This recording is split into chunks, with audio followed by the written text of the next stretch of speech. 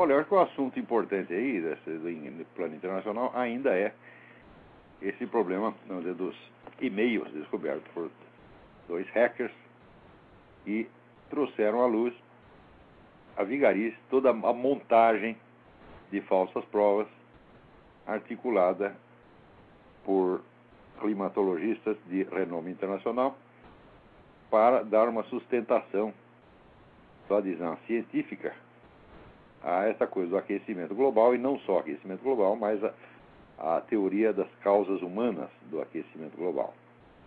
É muito importante entender que esses cientistas que foram assim desmascarados não são cientistas quaisquer, mas são os principais autores do relatório do painel intergovernamental das Nações Unidas sobre a mudança climática, o IPCC.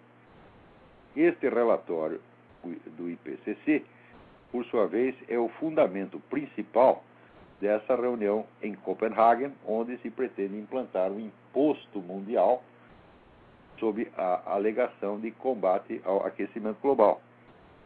De modo que nós estamos, vocês devem se lembrar daquela emissão do Lord Christopher Monckton, que foi inclusive reproduzida ali no Mídia Sem Máscara, né, anunciando claramente que a implantação deste imposto global é já automaticamente a implantação de um governo mundial, porque não há imposto se você não tem meios de forçar o pagamento do imposto. Quer dizer, se não há um órgão policial para fiscalizar o pagamento do imposto, então o imposto não existe.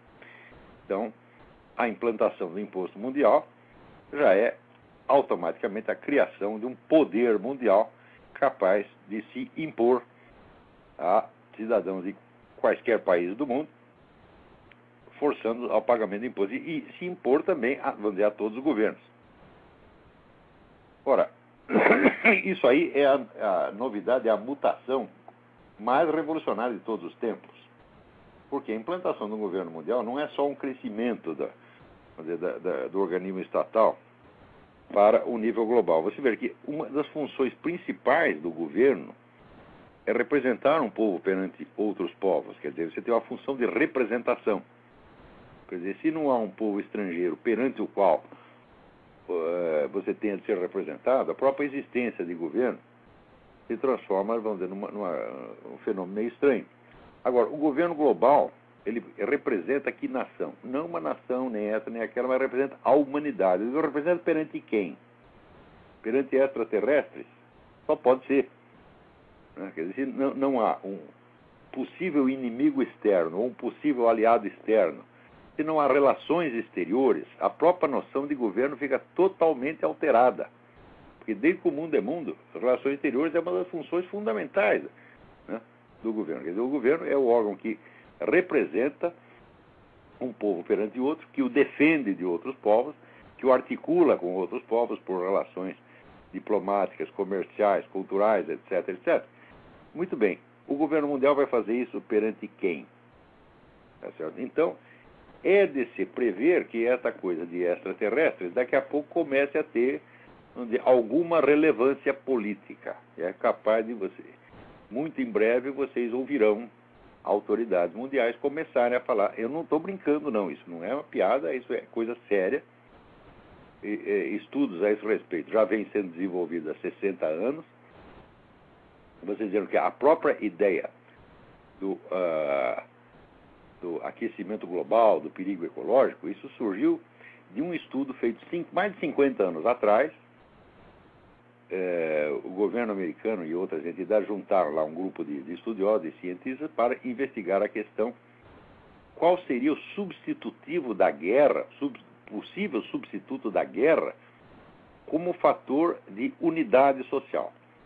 Ao longo de toda a história humana, o fator mais coesivo que existe, aquilo que mais facilmente junta um povo, é o conflito com outro povo. Né?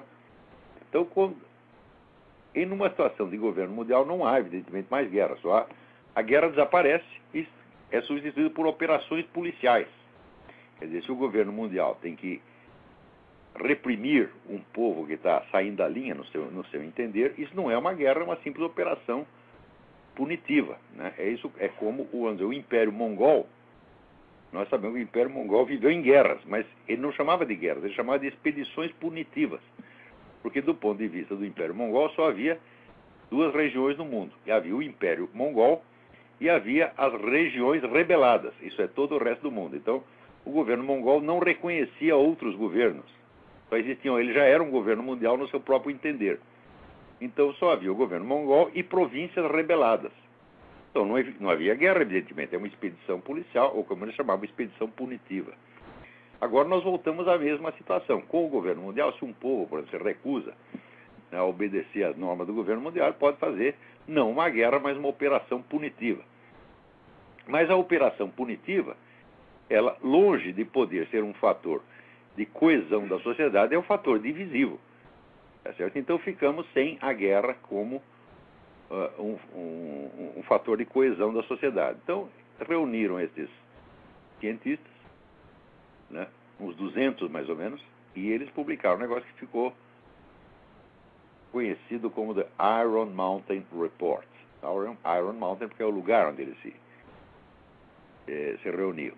Esse escrito circulou anonimamente até que o economista John Kenneth Galbraith, ele confessou que ele era um dos autores. Ele disse, não, eu estive lá, participei da reunião, eu sou um dos autores desse negócio. Não posso dizer o nome dos outros, mas se eles quiserem, eles podem fazer como eu e revelar que participaram disso. A conclusão do Iron Mountain Report é que havia dois possíveis fatores coesivos a que um governo mundial poderia apelar para criar um senso de unidade da população, né? Algo que unificasse toda a população num esforço comum. O primeiro era os extraterrestres, na hipótese de invasão de marcianos. Quer dizer, se a Terra fosse invadida, naturalmente a humanidade, né, se uniria para combatê-los. Como os extraterrestres não parecem estar com muita pressa de fazer isso, né, de invadir o planeta Terra, então sobrava o plano B. O que era o plano B? Alguma grande catástrofe natural de proporções planetárias. Então o que foi sugerido aí foi exatamente, vamos dizer, uma crise ecológica. Uma crise que não tem manifestações concretas.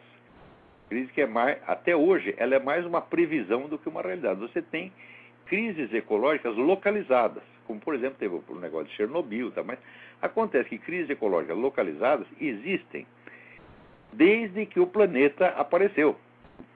Por exemplo, o deserto do Saara não é um deserto natural, ele surgiu de uma catástrofe ecológica. Ali, antigamente, havia floresta ali e sumiu tudo. Então, essas crises ecológicas existem desde que o mundo é mundo. E essa história de que é a indústria, a tecnologia que está criando, fala, olha, isso é apenas uma hipótese que jamais foi provada. Né? Ao contrário, você vê que a tecnologia, ela pode criar crises ecológicas locais, como criou em Chernobyl, ou, por exemplo, em Pequim, Beijing, onde a poluição é absolutamente irrespirável, ninguém pode sair de casa. Mas, ao mesmo tempo, a tecnologia é responsável por novas modalidades de integração do homem na natureza que são um sucesso espetacular.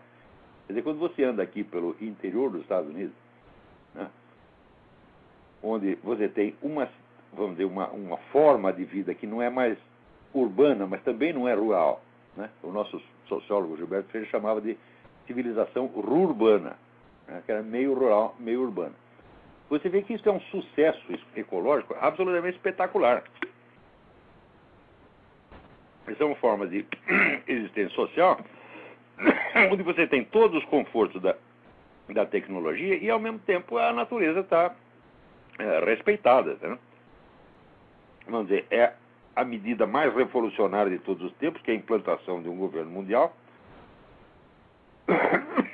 que vai não apenas centralizar o poder em escala planetária, mas vai mudar a própria natureza do fenômeno chamado Estado. E isso tudo está para acontecer baseado num relatório que foi todo montado por meio de fraude.